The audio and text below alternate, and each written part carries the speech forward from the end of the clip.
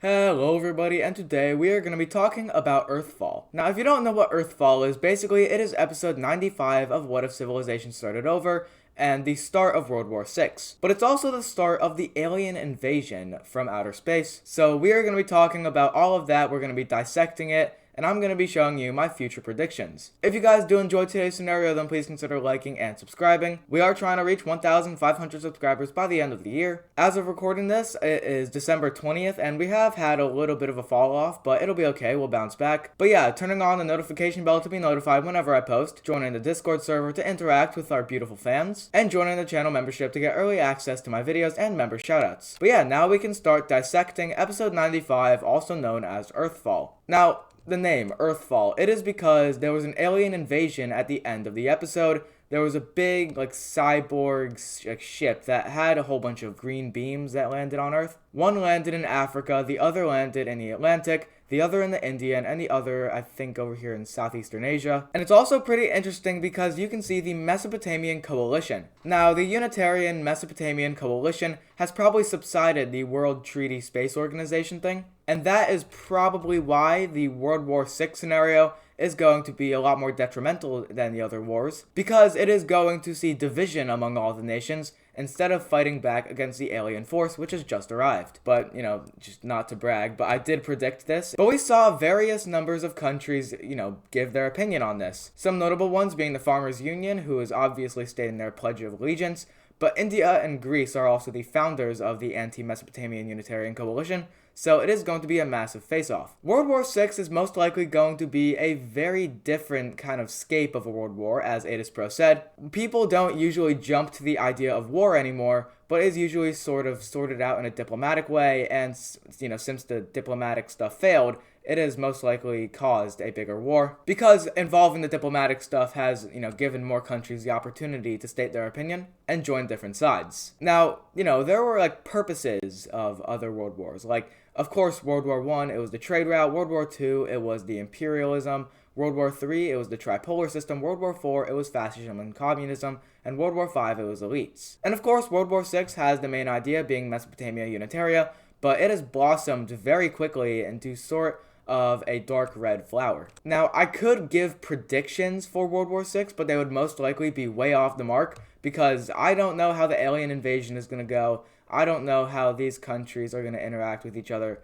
And also, there's a video coming out where I made a Green Team Empire, and that was the episode 94 map, so I do apologize for that. But something important to note about World War VI is that it's also subsided a lot of important relations, such as the relations that were built in World War V, the secret influence boundaries that were drawn up by America and China. America had their influence over here in Western Europe, and that was basically diminished. Because since all of these countries joined on America's side in World War V, they have now just switched, and of course it is different because they're talking about elites versus Mesopotamia Unitaria. So it is kind of interesting how previous events are being subsided in the face of something that seems not too, big. The red team and the blue team were already pretty united countries, and them uniting officially is the only thing that brought these guys to war. So it's kind of just like a very small domino. If you've seen that video where it's like the very small domino and it goes up to the very big domino, that's like this. And the big dominoes that are falling over are representational of all of the other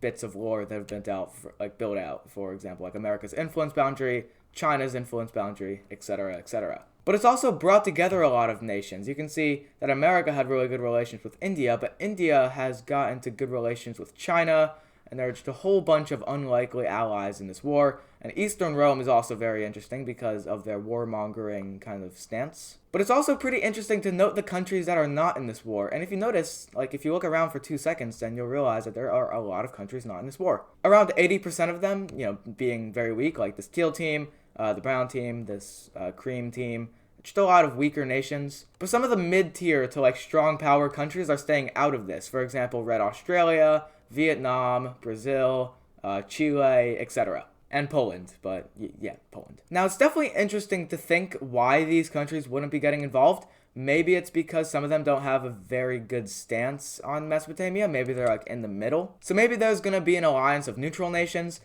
Brazil would probably be the head of it, since Australia probably would not, since, they're still fascist. And the entire reason Australia is probably, staying out of it is because their economy was probably hit like massively with the war in South China and all of these countries. So that's probably the reason that Red Australia is staying out. But why isn't Poland involved in this war? Poland was a very old ally of the Mesopotamians, specifically in World War IV. They were a very big help for the Mesopotamians. Not really in the coalition of the Willing, but just historically they've been very good friends, I guess you could say. But now when you think about it, a lot of other nations that have seemed to be building up relations in Mesopotamia just haven't joined. For example, the southwestern Mesopotamian country, this green team, when Ada's Pro was talking about like the division in Mesopotamia, he said it was very minute, with the main countries being, of course, the red team and the blue team, and the green team also kind of formed as its own old empire, just very small. These guys are definitely not going to join Mesopotamia Unitaria, and that's probably because,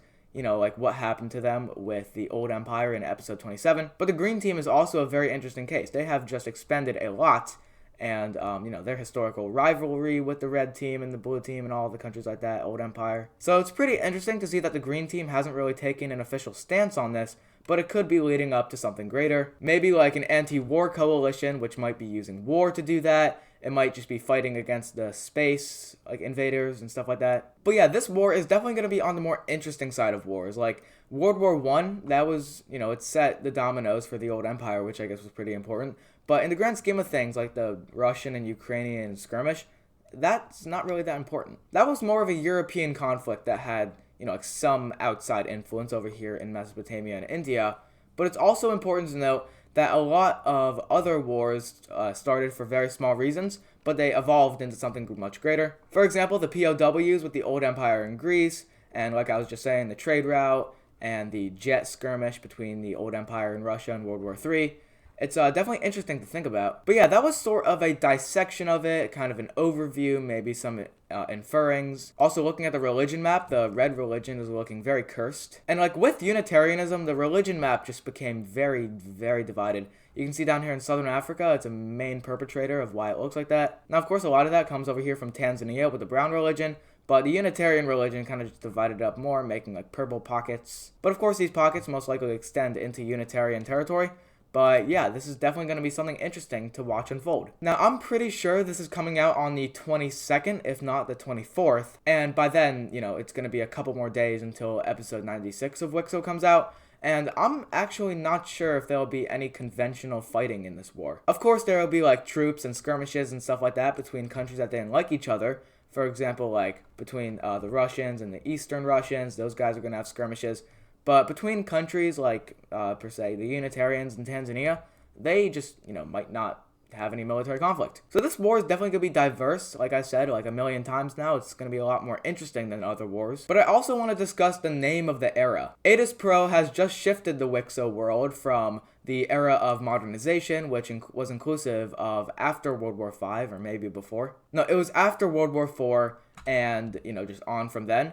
But I think the Silent Age started at the end of World War V, maybe a little bit like forward. And it's probably called that because of the Planetary Defense Organization, the PTO. And it's because everyone, for the first time like ever in WICSO history, saw a sense of unity in force of a greater opposition to them, being the people from Alternate Future of the World Season 2. And yeah, it's pretty interesting to sort of theorize about all of this. It's definitely going to be interesting to debate about it. And yeah, it's just going to be very cool to see how it unfolds. Now, this video is 100% going to be a lot shorter, and that is mostly because I have basically no time to record this. I just have to get one more video out before Sunday, which for me it's Saturday.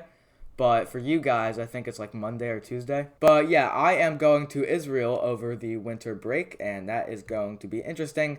And something about going to a different continent is that you can't really bring your computer. So I just made a whole bunch of pre-recorded videos, and that's probably going to last up until January 2nd. But yeah, I'm not going to be here to say Happy New Year because I recorded the videos before I thought to say that. So Happy New Year early, because when you guys are seeing this, it's going to be very close to 2026, which is pretty weird. But that will do it for today's video. I hope you guys did enjoy. Like I said, this was just a general dissection of the Mesopotamian coalition. So it's definitely going to be interesting how this starts to fold out of, you know, the just communal war, country versus country. But also maybe what could happen. Like I said, a lot of countries are going to be disunited in the front of space people, aliens, like that. But yeah, if you are not subscribed, then please subscribe. We are trying to get to 1,500 subscribers by the end of the year. Most likely not going to happen. I think we're going to get there maybe by maybe mid-January, which, it's still pretty cool. You can go down and click the notification bell to be notified whenever I post, join the Discord server, and the channel memberships, both of which include perks that I've stated before. And yeah, I will see you guys in the next video. And of course, thank you to the channel members. This includes Maxtermind21, Terraserican6997, Rome WICSO, Swifty Mapping, BFDIA Channel Y, The Official Geomapper, and Upgraded Bro. Once again, thank you guys for being in the channel membership.